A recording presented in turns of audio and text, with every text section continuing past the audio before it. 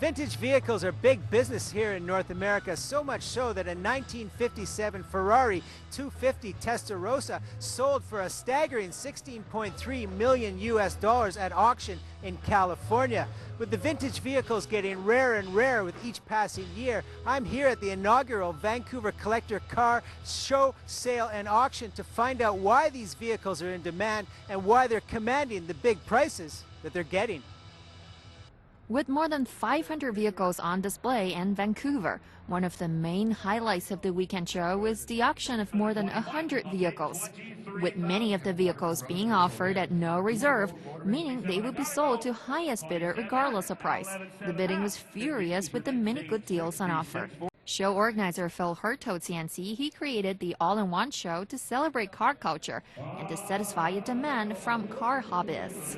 He says American muscle cars from the 1960s and 1970s are still the biggest cars in demand in North America, as they become rarer in each passing year. Absolutely. The older ones, of course, are dropping off, and so people want them and want to keep them and restore them and pass them down. And we're seeing a lot more of that where people are buying them with the intention of passing them down to their kids. Hurd, a lifelong car enthusiast himself, explains who is buying the cars. Unbelievably, they're everybody. We have seen families, we've seen women, we've seen older gentlemen, and a guy that bought the car yesterday was in his 80s. And, you know, we've seen them as young as early 20s. So it's everybody. Everybody's into the hobby. It's just another hobby that people love to do. At the Vancouver auction, car enthusiasts took advantage of the many good deals that were on offer in buying lovingly restored vehicles that had undergone hundreds of years of extensive restoration and rebuilding. Car hobbyist Grant Wan said many of the cars have had so much work and money put into them that the sellers would never be able to get a fair return on their investment. He notes, however, there are exceptions.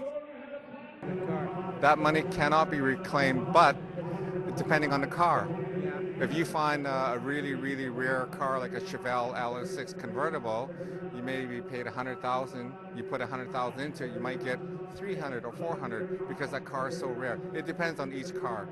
If you buy a '76 Corvette, something that's plain Jane, you pay 10, you put another 10 into it, you're not going to get your money back because it's the value. Tim Williams has been buying and selling cars since he was a teenager.